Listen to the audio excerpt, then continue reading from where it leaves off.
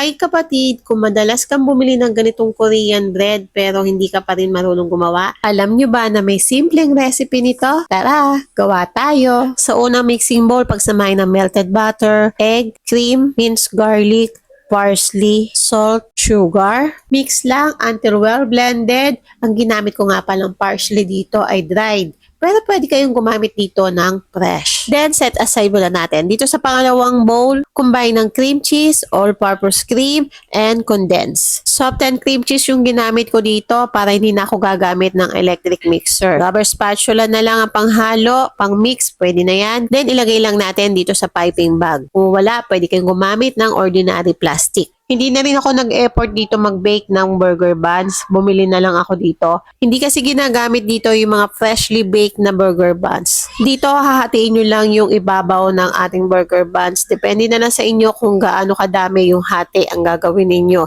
Basta hindi nyo hahatiin hanggang bottom ng burger buns dahil magkakahiwa-hiwalay yan. Then, pwede na ilagay yung palaman, yung cream cheese mixture sa loob. After sa palaman, i-dip nyo lang yan sa butter parsley mixture and ilagay sa baking pan. Dito sa mixture na ito, pwede tayo makagawa ng 6 to 8 pieces na Korean garlic cream cheese bread. Depende na lang sa laki ng buns na gagamitin natin. At i-bake sa preheated oven until golden brown. At ito na yung ating finished product. Napakadali lang gawin. Pwede mo pagkakitaan o di kaya merienda ng ating pamilya.